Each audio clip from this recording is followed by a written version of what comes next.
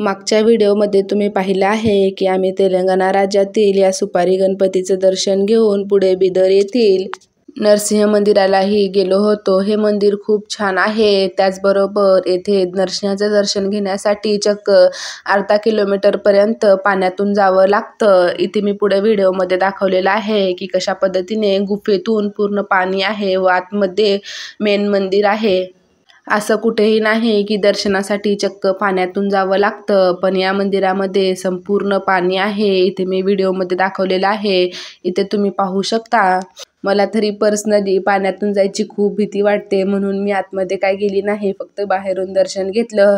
इथे तुम्ही पाहू शकता पूर्ण मानेच्या पर्यंत पाणी आहे व एवढ्या पाण्यातून आतमध्ये जाऊन दर्शन घ्यावं लागतं। इथूनही मेन मूर्तीपर्यंत जायचा खूप असा अंतर आहे। भीतीदायक वाटतं, पण आतमध्ये छानच असेल। आतापर्यंत तरी मी 5-6 वेळेस आले, पण कधीच आतमध्ये जाऊन दर्शन घेतलेलं नाही। जेव्हा मी नेक्स्ट टाइम जाईल तेव्हा मनाची पूर्ण तयारी करून जाईल की आतमध्ये दर्शन घेऊन येणार।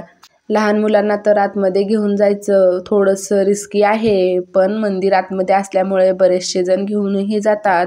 हे बाहेरील परिसर आहे, मेन मंदिर तर दिसतच नाही, कारण ते पूर्ण अशा डोंगरांमध्ये कोरलेलं आहे। हे आहे श्री क्षेत्र झरणी नरसिंहा देवस्थान। खूप छान आहे। जर तुम्ही कर्नाटक राज्यात असाल किंवा महाराष्ट्राचे असाल तर नक्की एकदा भेट द्या। फक्त मुखदर्शन घेऊनच आम्ही बाहेर निघालो, कारण आम्हाला गावी जायचं होतं। परत वाटेमध्ये मैलारचा खंडोबा आहे, शक्य असेल तर तिथे जाणार होतो, पण ते काही शक्य झालं नाही। आम्ही डायरेक्ट घरी आलो। म्हणतात ना, देवाने बोलवल्याशिवाय आपण तिथे जाऊ शकत नाही, तसंच काहीसं झालं। वाटेतून अगदी 1 किलोमीटर अंतरावरच मल्हारच्या खंडोबाचं मंदिर होतं, पण तिथे जाणं काही शक्य झालं नाही। फायनली आम्ही परतीच्या प्रवासाला लागलो। खूप छान वाटलं। कुळदेवतेचं दर्शन झालं, गणपतीचं झालं, त्याचबरोबर नरसिंहदेवाचंही बाहेरून का होईना पण दर्शन झालं।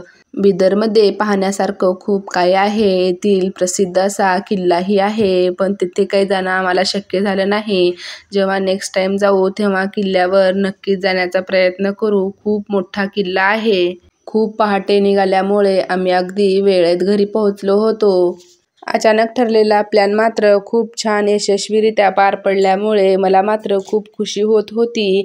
फायनली आम्ही उदगीरमध्ये येऊन पोहोचलो होतो। उदगीरमध्ये आल्यानंतर सर्वात आवडीचं ठिकाण म्हणजे हे छत्रपती शिवाजी महाराजांचे स्मारक। उदगीरचा किल्लाही खूप छान आहे।